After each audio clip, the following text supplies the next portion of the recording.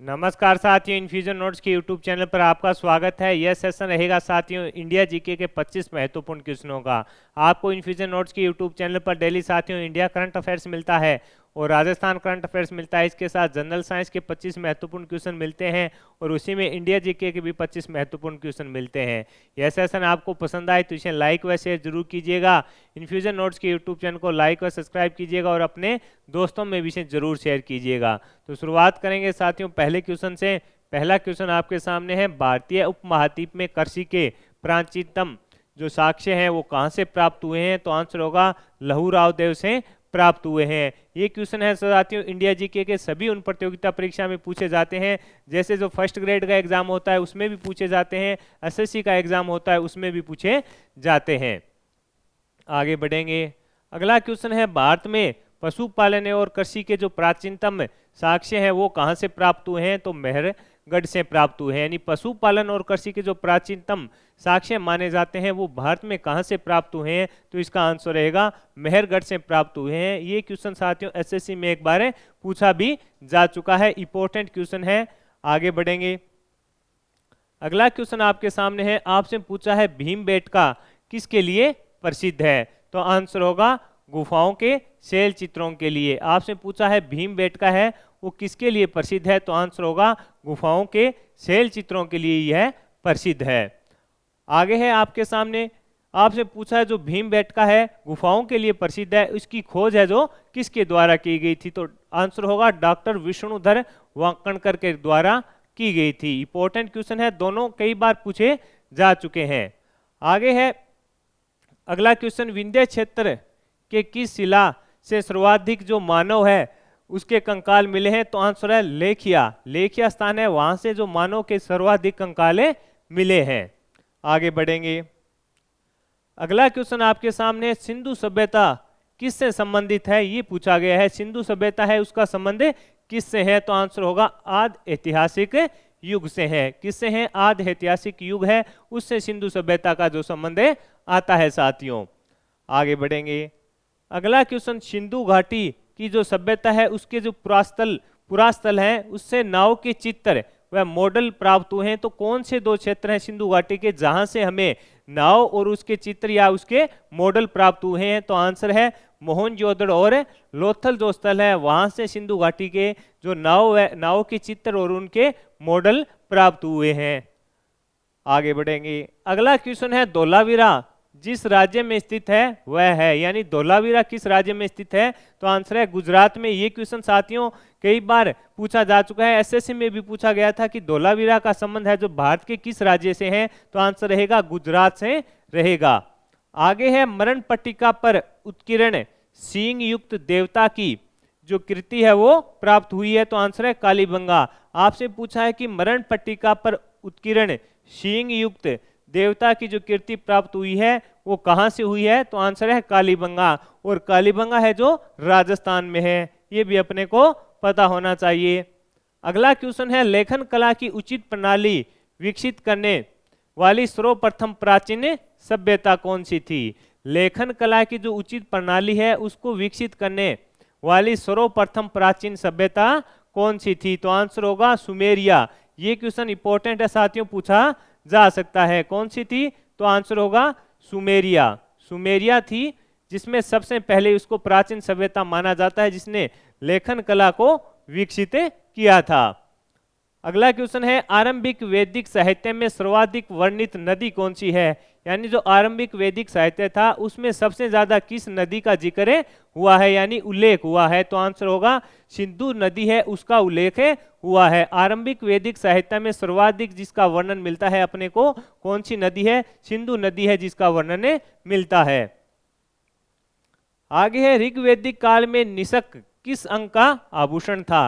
यानी जो ऋग्वैदिक काल था उसमें निषक है जो किस अंग का आभूषण था उसको माना जाता? तो आंसर है गला। गला का आभूषण इसको माना जाता था। किसको? निषक को। आगे बढ़ेंगे।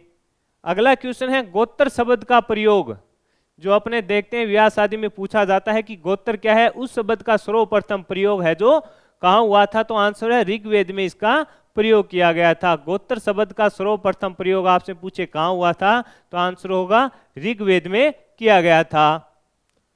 अगला क्वेश्चन आपके सामने है, वैदिक युग में प्रचलित लोकप्रिय जो शासन प्रणाली थी वो कौन सी थी? तो आंसर है वंश परंपरागत राजतंत्र, यानी राजा था उसका बेटा होता था वही राजा बनता था। कौन सी युग में? वैदिक युग में प्रचलित लोकप्रिय शासन प्रणाली कौन सी थी?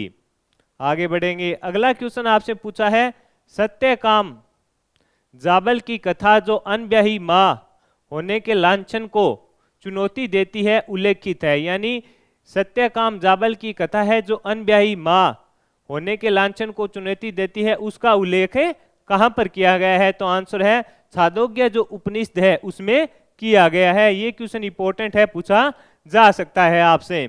आगे बढ़ेंगे।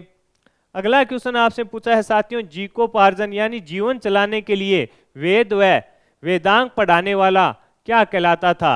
यानी जीवन चलाने के लिए जो शिक्षा देता था यानी वेद या वेदांग का ज्ञान देता था वो क्या कहलाता था? तो आंसर होगा उपाध्याय उसको बोला जाता था। क्या बोला जाता था? उपाध्याय उसको बोला जाता था। अगला क्वेश्चन है बुद्ध से संबंधित, बुद्ध की मृत्यु के पश्चात जो प्रथम बौद्ध संगीति थी उसकी अध्यक्षता किसने की थी? बुद्ध की मृत्यु के पश्चात प्रथम बौद्ध संगीति की अध्यक्षता किसके द्वारा की गई थी? तो आंसर होगा महाकश्यप। महाकश्यप के द्वारा है जो इसकी अध्यक्षता की गई थी। अगला क्वेश्चन आपके सामने है, किस शासक के काल में चतुर्थ बौद्ध संगीति का आयोजन कश्मीर में किया गया? यानी किस शासक के काल में जो चतुर्थ बौद्ध संगीति थी उसका आयोजन कश्मीर में किया गया था? आंसर होगा कनिष्क जो राजा था उसके शासनकाल में चतुर्थ बौद्ध जो संगीति थी उसका आयोजन साथियों कश्मीर में किया गया था। अगला क्वेश्चन है, करमापा लांबा तिब्बत के बुद्ध संप्रदाय के किस वर्ग का है?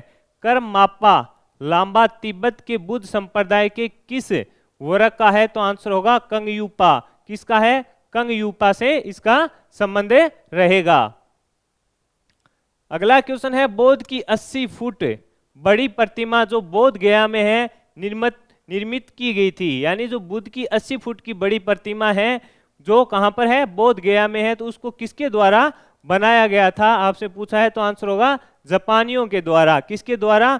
जापानियों के द्वारा है जो 80 फुट की बड़ी प्रतिमा है बुद्ध की जो बोध गया में स्थित है उसको बनाया गया था। आगे है, एशिया के ज्योतिपुंज के तौर पर जाना जाता है। एशिया के ज्योतिपुंज यानी इन्होंने जो अपने जीवन में कार्य किए थे इसलिए इन्हें एशिया का ज्योतिपुंज कहा जाता है। किसे? गौतम बुद्ध को। किसे कहा जाता है? तो आंसर होगा गौतम बुद्ध को कहा जाता है। अगला क्वेश्चन है, सर एडविन अर्नाल्ड की पुस्तक द लाइट ऑफ एशिया आधारित है? तो आंसर है ललित विस्तार पर। किस पर आधारित रहेगी? सर एडविन अर्नाल्ड की जो पुस्तक है द लाइट ऑफ एशिया किस पर आधारित है? तो आंसर है ललित विस्तार पर आधारित रहेगी। अगला क्वेश्चन आपके सामने है, गौतम बुद्ध को एक देवता का स्थान किस राजा के युग में प्राप्त हुआ था? जो गौतम बुद्ध थे उनको देवता का स्थान दिया गया था एक राजा के द्वारा, तो उस राजा का यानी कौन सी युग में थे? तो आंसर है कनिष्क था, उसने गौतम बुद्ध को एक देवता का स्थान है जो दिया था। अगला है, भूमि स्पर्श मुद्रा की सारनाथ बुद्ध मूर्ति संबंधित है। भूमि स्पर्श मुद्रा की जो सारनाथ बुद्ध मूर्ति है उसका संबंध किससे है? तो आंसर होगा गुप्त काल से है। किससे संबंध रहेगा? तो आपका आंसर होना चाहिए गुप्त काल से इसका संबंध रहेगा।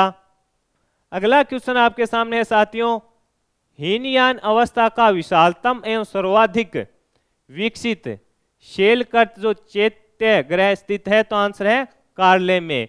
हीनयान अवस्था का विशालतम एवं सर्वाधिक विकसित शेलकर्त चैतन्य ग्रह स्थित है? तो आंसर होगा कार्ले में स्थित है।